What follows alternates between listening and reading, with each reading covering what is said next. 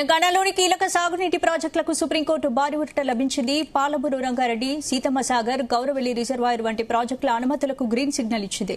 కేంద్ర పర్యావరణ, అటవీ శాఖ 2021లో జారీ చేసిన ఆఫీస్ మెమోరాండంను సుప్రీంకోర్టు కొట్టివేసినా ఆ ఉత్తర్వుల ఆధారంగా ఇప్పటికే మంజూరైన పర్యావరణ అనుమతులన్నీ పూర్తిగా చెల్లుబాటులోనే ఉంటాయని స్పష్టం చేసింది. ఈ తీర్పు భవిష్యత్తుకు మాత్రమే వర్తిస్తుందని ప్రధాన న్యాయమూర్తి జస్టిస్ సూర్యకాంత్ నేతృత్వంలోని ధర్మాసనం పేర్కొంది. దీంతో తెలంగాణలో కొనసాగుతున్న పర్యావరణ అనుమతులకు లైన్ క్లియర్ అయినట్టు అనుకోవచ్చు.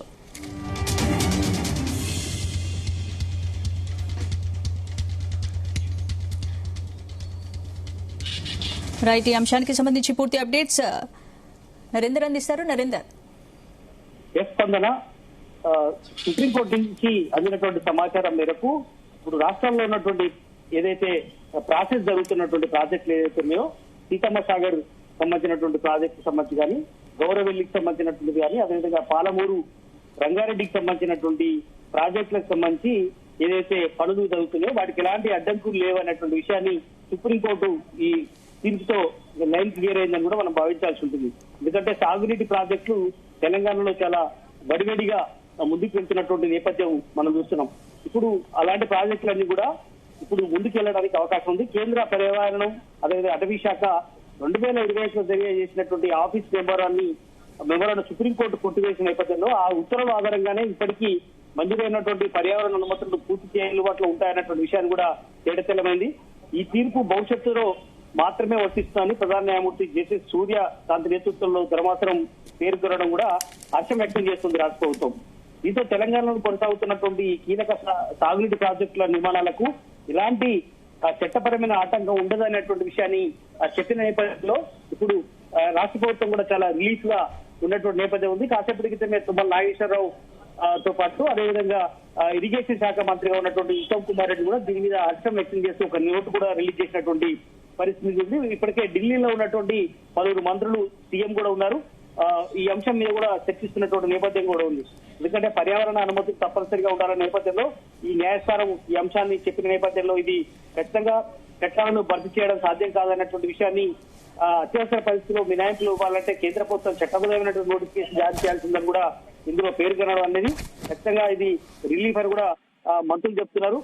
నిర్మాణంలో ఉన్నటువంటి కీలక ప్రాజెక్టుల పనులకు ఎలాంటి అంతరాయం ఉండదని కూడా న్యాయస్థానం పేర్కొన్న విషయంలో సాగునీటి ప్రాజెక్టులు చేపడుతున్నటువంటి పనులు వీటన్నిటి మీద కూడా ఎలాంటి ఇబ్బందులు లేవన్నటువంటి విషయంలో ఉన్నారు. దీంతో ఈ సీతమ్మ సాగర్ తో పాటు గౌరవెల్లి, పాలమూరు ఇవన్నీ కూడా లైన్ క్లియర్ గా మనం భావించాల్సి ఉంటుంది.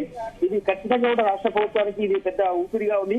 ఎందుకంటే ఇది ఆంధ్రప్రదేశ్ కైనా వర్తిస్తుంది, తెలంగాణకైనా వర్తిస్తుంది. ప్రాజెక్టులు ఆన్ గోయింగ్ గా ఉన్నటువంటి వాటికి ఎలాంటి డిస్టర్బెన్స్ లేదన్నటువంటి విషయాన్ని మనకు అర్థమవుతోంది. ఎందుకంటే తెలంగాణలో ఇరిగేషన్ ప్రాజెక్టులకు పర్యావరణ అనుమతులు ఇచ్చిన నేపథ్యంలో మంత్రులు హర్షం వ్యక్తం చేయడం, ముఖ్యంగా Seethamma Sagar project line clear కాక అక్కడ మంత్రి తుమ్మల నాగేశ్వరరావు హర్షం వ్యక్తం చేశారు. ఎందుకంటే అక్కడ సీతమ్మ ప్రాజెక్టు ఉమ్మడి ఖమ్మం జిల్లాలో ఉంది. 36.30 టీఎంసీల నీరు నిల్వ చేసి 6.74 లక్షల ఎకరాల ఆయకట్టుకు నీరు అందించే అవకాశం ఉంటుందని కూడా చెప్తున్నారు. అదే రకంగా 282.80 మెగావాట్ల విద్యుత్ ఉత్పత్తి కూడా అవకాశం ఉంటుంది. ఇది కనుక పూర్తయితే కనుక రాష్ట్ర ఇరిగేషన్ ప్రాజెక్టుల పర్యావరణ అనుమతుల కోసం కృషి చేసిన ముఖ్యమంత్రి రేవంత్ రెడ్డి గాని, ఎక్స్పర్ట్స్ గాని ధన్యవాదాలంటూ కూడా ఆ జిల్లాకు సంబంధించినటువంటి మంత్రులు కూడా చెప్తున్నటువంటి నేపథ్యం అయితే మనకు కనిపిస్తుంది. ఇది ఖచ్చితంగా రాష్ట్ర ప్రభుత్వానికి ఈ పెద్ద ఊరటగా కూడా భావిస్తున్నారు. ఇది అదే సమయంలో గౌరవెల్లి ఇరిగేషన్ ప్రాజెక్ట్ సంబంధించిన అంశం కూడా మాట్లాడుకోవాలి. ఇది ఉమ్మడి సిద్దిపేట డిస్టిక్ సంబంధించినటువంటి ఆ ఏరియాలో ఉంది. దీని కెపాసిటీ వచ్చేసి 8.23 టీఎంసీలుగా ఉంది. ఈ గోదావరి వాటర్ బేస్ చేసుకుని ఇక్కడ నిర్మితం అవుతున్నటువంటి నేపథ్యం ఉంది.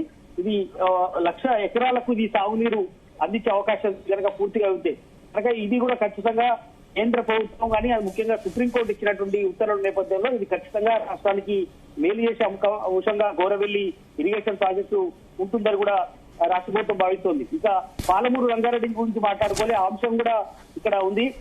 ఇందులో ఉమ్మడి మహబూబ్నగర్ జిల్లాకు సంబంధించినటువంటి ప్రాజెక్టుగా ఉంది. అక్కడ ఉన్నటువంటి కొత్త జిల్లాలన్నింటికి నీళ్లు అందిస్తుంది. 12.3 లక్షల ఎకరాలకు ఇది డ్రింకింగ్ వాటర్ తో పాటు అదేవిధంగా సాగునీటికి కూడా ఉపయోగపడుతుంది.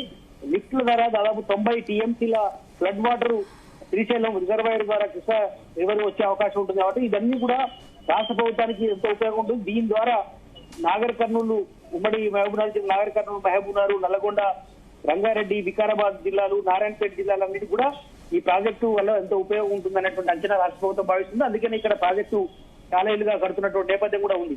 బట్ ఏదైనప్పుడు కూడా సుప్రీంకోర్టు చేసినటువంటి ఈ ప్రతిపాదన ఏదైతుందో ఖచ్చితంగా రాష్ట్ర ప్రభుత్వానికి ఒక పెద్ద రిలీఫ్ గా మనం చూడాల్సిన అవసరం అయితే ఉంది.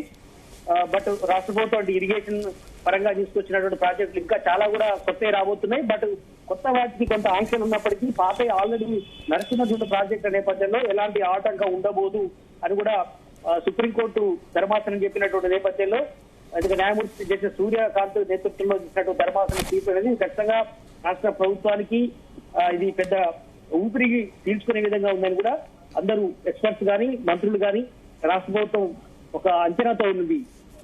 స్పందన. Right, thank you Narender.